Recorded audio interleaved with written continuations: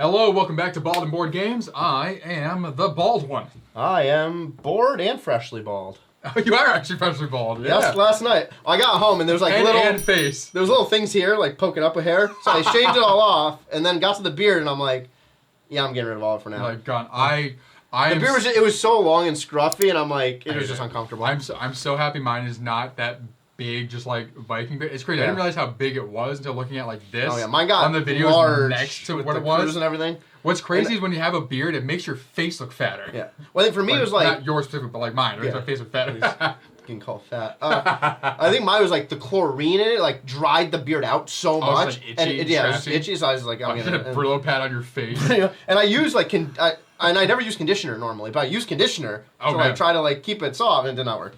Yeah, no. But that's not what we're here for. This is where I'm good at. Yeah, no, we're here to give you a review of Parlay, the betting game by Misfit Hobbies. Just clarification, if you have this game or you're interested in it, we bought one of the higher tiers. It came with a bunch of stuff that we're not doing as part of this review. So it came with a cool set of coasters, which up here, it came with a bunch of snack dishes, or cracker trays. We're going to call them. You figure out the meaning. It came with matches as well. We're not putting any of that in the review, but it's stuff we'll utilize. We are only reviewing the base game, and then it added in a mini expansion and then an 8-player expansion, which will kind of go into our review more for storage than anything else. Yeah, I'm going to say gameplay-wise doesn't really change it. No, it doesn't change, it just adds it, but in storage it matters because it needs to fit in the box. Exactly. All right, everybody. Starting off, in our first category is a storage. It is. Would you like me to start with storage? Yes. Okay. We're on the storage. Yes. Marvelous. Well, we're on that storage over there. I was looking at the computer. But you're like, this storage. I'm like, yeah, this is the... This is the storage. So, very straightforward. So you have this tuck box, which holds all of these cards here. Where are the extra cards go? Oh, you put it over here. Just a little. These extra cards that are here, honestly, fit right there. Below that, just fine. The matches don't necessarily have to go there, but that's where we put them because there's space for it. You have a spot for all the little pieces that we have here, including the 2 extra ones from the expansion. And then all of the tickets that are here with Choosing Game, which has plenty of room for all of the tickets, and then a spot for the coin. And the box is folded up, put on top. The rules, which we'll go over, simply go there. Everything fits. It's in its spot. It's not going to end up moving anywhere. I like that the cards have a tuck box in addition to going into this thing.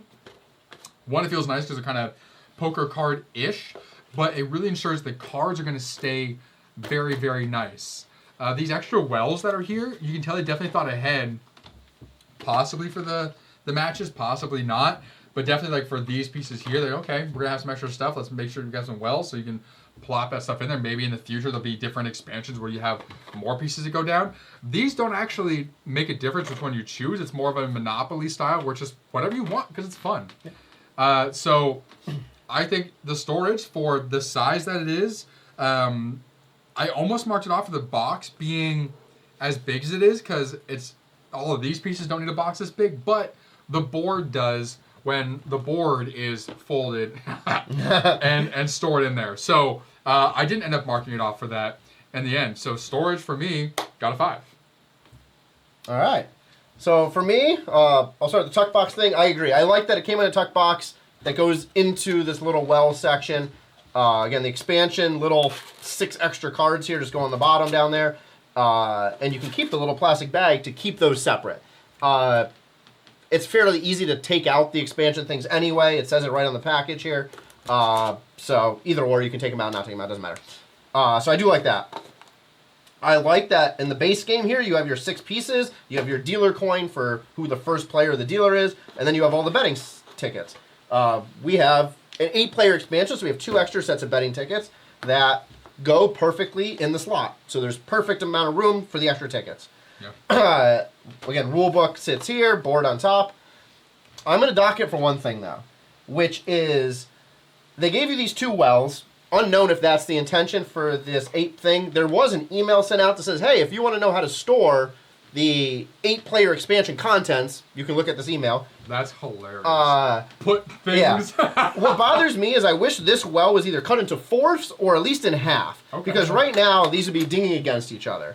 And these are really nice minis, which we're talking about in components. Well, yeah, you could probably... You could do 1 in 1, like but then it's still sliding around a lot. Yeah, versus these are nicely... These probably aren't meant to be there, No, which I is agree. probably why they have 2. But why wouldn't they just make them specific to those sizes then? Exactly. Yeah, you could just have the indent in here of the shape, just like you have for these 6.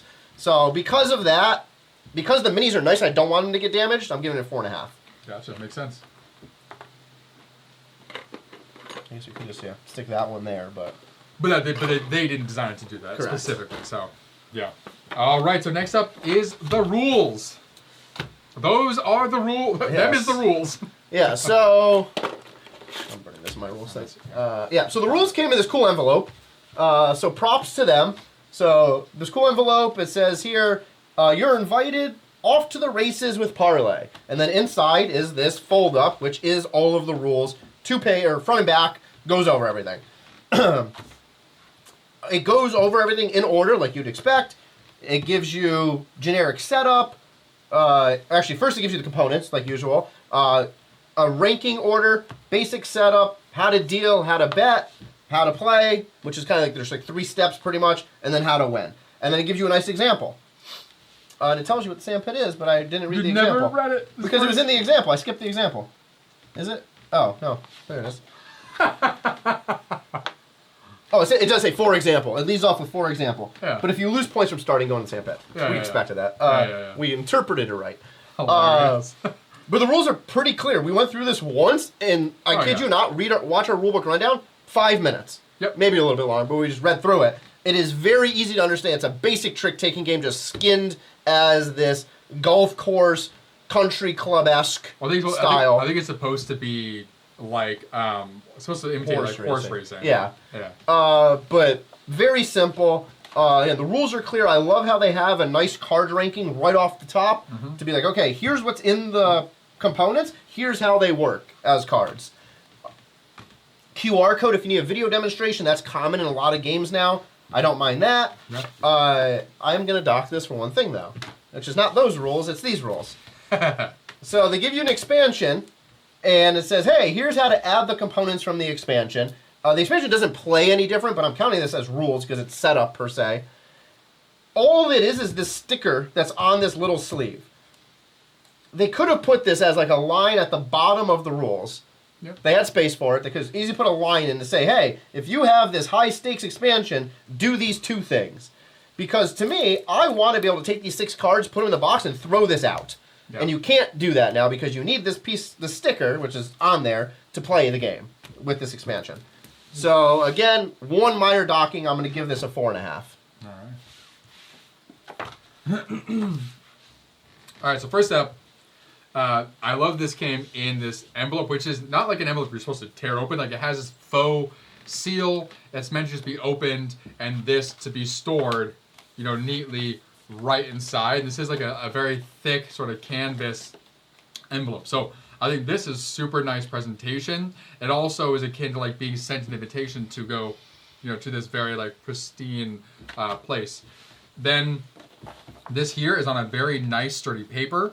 It reads in order very clearly, very easy to understand. And just like to prove that point, Board read both sides of this and I knew how to play this game. Which it just makes sense, and it explains it in a way that's very, very clear. There were no questions after going through this for the base game, so love that. I didn't knock it for this because once we actually read how to include this, you don't need. I would not need this plastic anymore because okay, the other cards you can just have permanently mixed into the main deck. And then it's just knowing which of the 3 cards you permanently put in there. Well, because it's a deck of cards, so you're never gonna have duplicates of the actual of. No, but I'm saying these. You have to know that it's only these 3. It's not. Yeah, it's all 3 of these. Yeah. I was saying though, you're never. It's a regular card. Yeah. So those ones you're gonna replace. So my docking will be in a different part because of how dumb this expansion is. But when it comes to the rules, I didn't knock it because that makes sense after reading it one time for myself. So I gave the rules a 5. Valid. Just back All right. So next up, we have components. So this is component. It's called design. It's design and components combined together. It goes over everything that was in the box and how does it look? How does it function? Things of that nature. All righty. So here's mine. So for the design and everything. So first of all, I like the simplistic design. I like this more artistic sort of track. Very simple. Doesn't need to be fancy. It serves its purpose perfectly. The cards, again, very simple, elegant looking design. I like the artwork on the cards, which is a fun touch for each of these, like a little hand-painted tiny picture. Just makes it feel, again, for whatever reason, even more elegant, like you're playing with works of art, because you literally are, instead of just using a basic deck of cards. So, also, the components here, there it is, I was like, for the thing. Yep. These as well, very much just Monopoly pieces. I mean, really, they did it first, but I love it. They're gold, which fits. They're fun, and they serve their purpose. They're just a fun golden thing on here that, you know, really you can choose one based on your personality. So, yeah, simple. Serves its point. Sturdy, not fragile, not like cheap plastic or anything like that. Love it. I like the look of the betting tickets. I think that this also is a very fun looking design. Now, to the things I don't like. So I'll come back to this. This is dumb. Literally all you're doing is adding 3 more cards to this big deck. Barely does anything until you get into like a later game where you're using all of the cards potentially in a large game. But for most player accounts, this is going to do absolutely nothing. This is not a mini expansion. This is it'd be cool if there was 1 extra card of each of those types. So if that was the case, you should have just had them in the deck to begin with. This is like a Kickstarter, like tier unlock. Yeah, doesn't make sense. Expansion. It doesn't make sense. And then like the like replacing the 3 cards for the same 3 cards, like why? Because the artwork? Again, no. I did not enjoy that. The betting tickets, while I like the look of them, I don't like what they're made out of. I don't like that they're so flimsy. I would have preferred this to be on more of a cardstock like this, which wouldn't have added much thickness. There's plenty of room in that box. You could have also made these some degree. You could have done even fewer of these. Like this goes up to 8, right? You could have cut this in half. Did 0, 1, 2, 3, and 4. I guess you need the higher ones for the larger game counts. So that's wrong. But you could have had you could have had a thicker thing, and like even the rule book is made out of something thicker than this. Like some sort of thicker canvas like this would make it feel sturdy. Or even this here. You technically have all of this space you could have used. Right. You had space in the box. I would have preferred a thin punch board for these. That would have made it more tactile, more fun. I understand they're going for a ticket thing. So if you're going for the ticket thing, like even something that's thick like this would have been preferable. So that I didn't enjoy. So between this and the not expansion, I gave design a 4. All right, where to start? I'll start with the board. So, nope, you know what? I'll start with these because they're on the board. Love them. Yep. To Nick's point, they are very Monopoly-esque. You have a race car, you have a dog, you have some things. But then you have all the ones that fit this vibe. You have a saxophone, which fits the vibe of like a country club or nice horse track.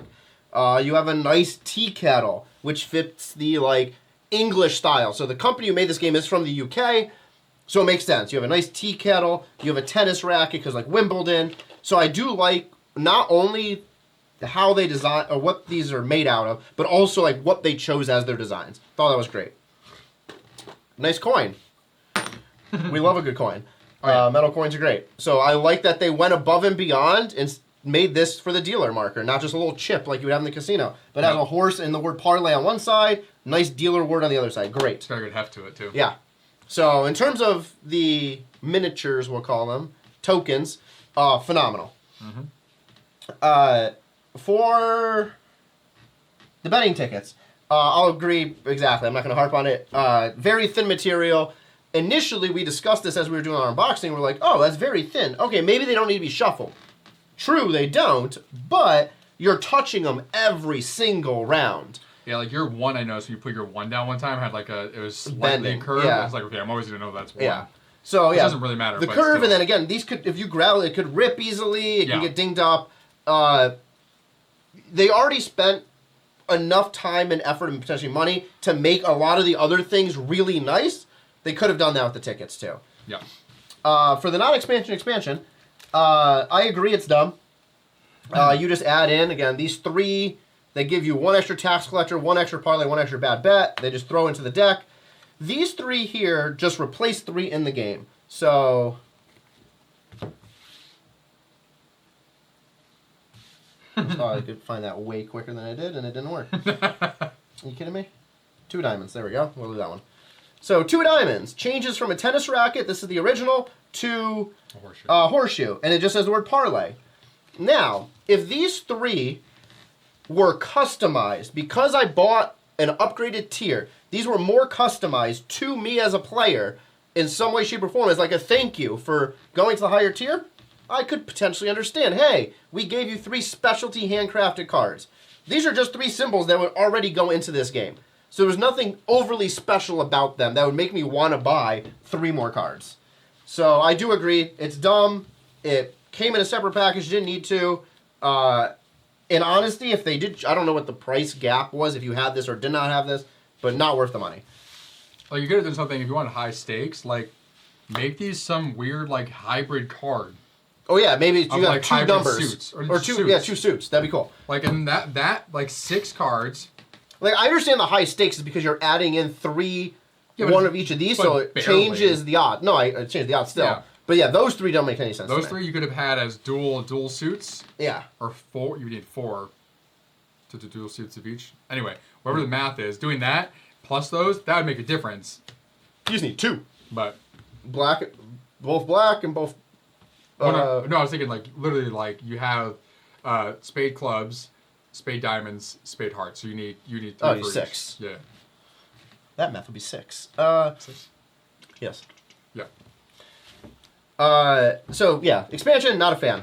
The rest of these, I do like. I thoroughly like the artwork on the rest of them, the rest of the deck. Not necessarily a fan of the border on the tax collector, especially if you're playing with more players, because that's easy to kind of spot. Yeah. Or on the bad B, or the parlay is kind of fine. It's not as obvious, but the bad B and the tax collector are pretty obvious. I love this too. So on the 8 of diamonds, we didn't realize this until halfway through when Nick got dealt this card. They put a thank you note to say, hey, this is one of the first copies of this game. Thank you for your support. I love that. It's a nice touch. It's a nice touch. It's not necessarily on an envelope or a card that was sent to you that people just toss. It's on one of the playing cards. So you'll see it every time you play. I love that. Thing I don't like. Last thing I don't like. The board. Yeah. I'm going to be opposite. Yeah. So they spent a lot of time for the handcrafting of the symbols on all these cards. They made tokens that are really nice. This board, super pixelated with the top-down view.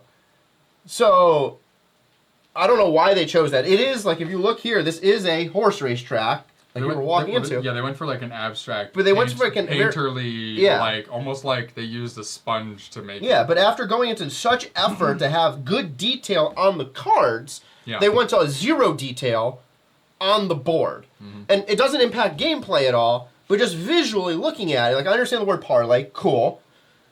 I understand the word parlay. Like, that makes sense why that's there, but, like, you could have made the trees, like, pop out a little bit. Or made some horses, like, trotting around, like, in the inside here or something. So I did knock it for that. Like, I'm not a fan that you put all this effort in except right there. Mm-hmm. So knocking it for the betting tickets, slightly for the expansion, that's not really an expansion, and then for the board, I gave this a 4. I do want to mention one other thing that I did not mention in mine. It's not going to change my score at all. The cards themselves are a little cheaper than typical playing cards. That I wasn't a fan of either. Like, these are going to mess up over time. I wish they would have just gone with like a very high quality poker card style feel to this. That's what they essentially are. That would have been better. That did go into my score of 4. All right. Next up, and finally, we have gameplay. All right, so starting with the quick overview like usual. This overview, there's 3 parts to gameplay. So part 1, you get dealt cards. So each player will get dealt a certain amount of cards. Round 1, you get dealt 1 card per player. Round 2 is 2 cards per player, and so on, up until a max based on your number of players. So in this example, we got dealt 3 cards. You look at your cards. The card that is flipped up top here is your royal suit. That is like the trump suit that you would normally have. You would then select one of your betting tickets or multiple betting tickets, and that some of those betting tickets get revealed once all players have bet. I have 3 cards. I just took the top card. And then you play round after round to gather points. And then once you, or gather tricks, that's absurd. 2 parlays in one hand. Yeah. To gather tricks, and then you gain points based on the number of tricks you have. If it matches this number, you get 2 bonus points. If it doesn't match this number, you have to subtract how far off you were. So if I got 3 and bet 4, I would get +3, but then -1 for the difference. It's that simple. Then you play around this track until someone crosses the finish line. Yep. So that's how you play the game. So now in terms of the reviewing of that gameplay, I thoroughly like the concept of, hey, this is a trick-taking game. There's 100 variations of that. And to me, this is just skinned to a very UK horse racing track, country club-esque, prestigious vibe, which I have no problem with. That is literally what we paid for. Yeah. So I like the fact of, okay, I get dealt cards, I see this royal card, I can then determine how many do I think I'm going to win, and then you gain your points. The few things I don't like, one, which we brought this up at the very beginning, I think in the rulebook rundown, is I don't like that you expose your bet right at the beginning. I think it's significantly more fun and strategic in one aspect, where I made a bet, like my card's there. I put my deck aside, my card's there, it's locked in. But I don't reveal it until the end of that round, once all of the playing has been done. And then be like, boom, yes, I got it. Because there was multiple times playing where I knew what Nick had bet, let's say he bet 2, and I'm like, I'm going to force him to get 3 and not get exactly 2. I'd rather him get 1 extra point on the trick and not get the +2 by getting it exactly right. So I think that is a variant you could have added in and put that in the rules, or at least that was the way the game should have been played, where you didn't expose your bet. Is there anything else? Because it is that simple of a game. I don't know if there's anything else. I think the scoring system was perfectly fine. Yeah. I liked how you had parlay cards, which are like these super OP cards, but there's only a very limited amount in the deck. There's tax collectors, so you can just kind of screw the other person and be like, no trick right now. Yep. And then the bad bets. The bad bets to me don't make any sense, to be honest. It's just a 0. It's a 0 suit, 0 value. Well, it's a way that just changes up. So it adds a nothing to your hand, but it also is a different way for you to ultimately win the hand. Like if you have a low number you put out, because you could have a 2 of a certain suit, and if you're playing that first, you could still win with that 2. That's true. Or the bad bet, you're never going to win because there's no suit. There's no suit. But unless you both play a bad bet, and then so that's rare. It gives that situation to where if you're going first and you play a bad bet, as long as the other person plays something other than a bad bet, they win. Yeah. Yeah. Which kind of still that is more evidence why the bet should be face down. Yeah. Because then you don't know how many points I actually need. Yep. And vice versa. But overall, again, simple trick-taking game, just skinned differently. So overall, I thoroughly enjoyed it. We've only played as 2 players, but we don't think anything's gonna really change with more players. They're probably more entertaining, but the gameplay. In terms of gameplay. So I think it was very good. I'll continue playing it. I enjoyed it. I'm gonna give it a 4. All right, I'll let you do the math on everything there. Okay, so for myself, all right, so this is how you play the game. I'm kidding. I'm not gonna go through it again. I said something different.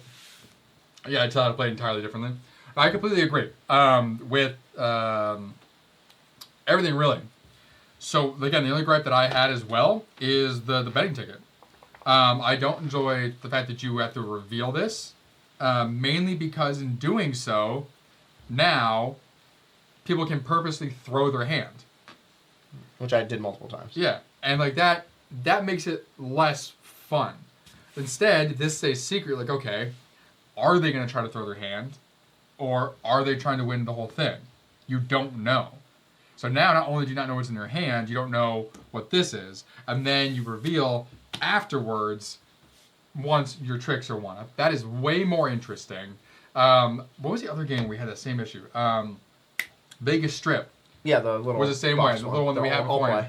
Yep, all plays Vegas Strip. Same thing. I forget exactly which one the mechanic was, but putting stuff face down. Like whenever you have a betting game, keep everything hidden as much as possible until the last minute. That's the whole point is bluffing. Like it's 21. You don't have your whole hand up the entire time, while you're placing your bets. Like, be stupid. So that's the one thing. So it didn't ruin the game, but it definitely took away from some of the excitement. So it's probably a house rule that when we play with more people, we'll probably play it that way, honestly, because it's probably going to be better. So not to belabor any of the points, I gave this a 4.5 out of 5 because I loved everything else about it. I loved that it played quickly. I loved the scoring system, how you can go forward and backwards, so it could really change the tide.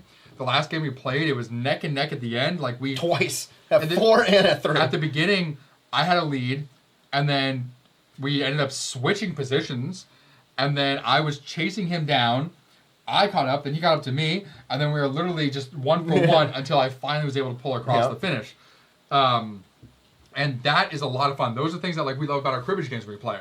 Is the cribbage games, it's this back and forth the entire time, and around that last corner, it doesn't really matter where you're at. For whatever reason, that last corner always decided the game.